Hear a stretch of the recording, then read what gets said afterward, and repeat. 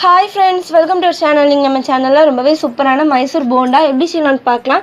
அதுக்கு முன்னாடி நம்மளோட சேனலை ஃபர்ஸ்ட் டைம் பார்க்குறவங்க கீழ உள்ள subscribe பட்டனை கிளிக் பண்ணிக்கோங்க. பக்கத்துல உள்ள பெல் ஐகானை கிளிக் பண்ணிக்கோங்க. வாங்க வீடியோக்குள்ள போகலாம். ஃபர்ஸ்ட் ஒரு பாத்திரத்துல 3/4 கப் அளவுக்கு தயிர் சேர்த்துக்கலாம். நல்ல கெட்டியான தயிர் சேர்த்துக்கோங்க. இப்போ நம்ம தயிரை வந்து நல்லா பீட் பண்ணி எடுத்துக்க போறோம். தண்ணி எதுவுமே சேர்க்க வேண்டாம். வெறும் தயிரை மட்டும் நம்ம பீட் பண்ணி எடுத்துக்கலாம். நம்ம தயிரை நல்லா கலந்து விட்டாச்சு. இப்போ இதில் 1 கப் அளவுக்கு மைதா மாவு சேர்த்துக்கலாம். கொஞ்சமாக கருவேப்பிலை அதை குட்டி குட்டியாக கட் பண்ணி வச்சுருக்கோம், அதையும் இதில் சேர்த்துடலாம்.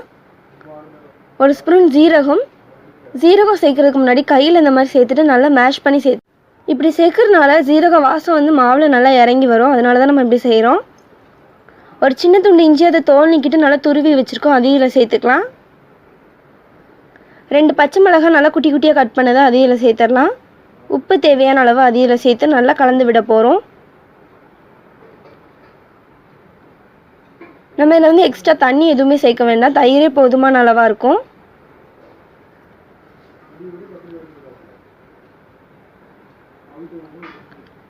பாருங்கள் ஃப்ரெண்ட்ஸ், நம்ம இந்த மாதிரி நல்லா கலந்து எடுத்தாச்சு. இதே மாதிரி நம்ம 5 நிமிஷம் கைவிடாமல் கலந்து எடுத்துக்க போகிறோம். இப்படி செய்கிறதுனால மாவு நல்லா சாஃப்டாக கிடைக்கும்.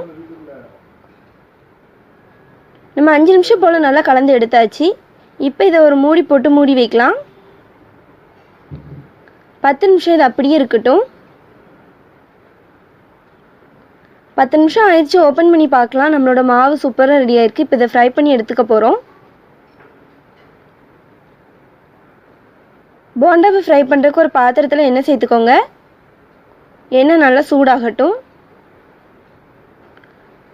எண்ணெய் நல்லா சூடானதுக்கப்புறமா கையில் தண்ணி நனைச்சிக்கலாம். நம்ம கையில் தண்ணி நனைச்சோம் அப்படின்னா மாவு ஒட்டாமல் வரும். இந்த மாதிரி கை ஃபுல்லாக தண்ணி நனைச்சிட்டு நம்ம ரெடி பண்ணி வச்சுருக்க மாவில் வந்து இந்த மாதிரி கொஞ்சம் கொஞ்சமாக எடுத்து நம்ம எண்ணெயில் சேர்த்துக்க போகிறோம். ஸ்டவ்வை வந்து லோ ஃப்ளேமில் வச்சு ஃப்ரை பண்ணி எடுத்துக்கலாம். ஸ்டவ்வை லோ ஃப்ளேமில் வச்சு நம்ம ஃப்ரை பண்ணி எடுக்கனால மாவு உள்ளேயும் நல்லா வெந்து வரும், மேலேயும் நல்லா கிறிஸ்பியாகும். மைசூர் போண்டா வந்து ஈவினிங் ஸ்நாக்ஸ்க்கெலாம் சூப்பரான ரெசிபி. கண்டிப்பாக நீங்கள் வீட்டில் ட்ரை பண்ணி பாருங்கள். இதை நம்ம நல்லா கலந்து விடலாம்.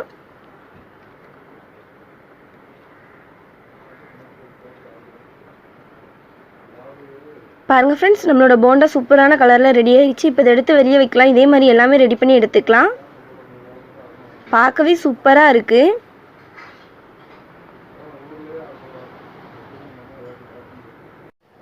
பாருங்கள் ஃப்ரெண்ட்ஸ், நம்மளோட மைசூர் போண்டா இந்தளவுக்கு சூப்பராக ரெடி ஆயிடுச்சுன்னு ரொம்ப ஈஸியாக செய்யலாம். டேஸ்ட்டும் சூப்பராக இருக்கும். கண்டிப்பாக நீங்கள் வீட்டில் ட்ரை பண்ணி பாருங்கள். இந்த வீடியோ உங்களுக்கு பிடிச்சிருந்தா தாயம்மாள் சமையலுக்கு சப்ஸ்கிரைப் பண்ணுங்கள், லைக் பண்ணுங்கள், ஷேர் பண்ணுங்கள், கமெண்ட் பண்ணுங்கள். தேங்க்யூ.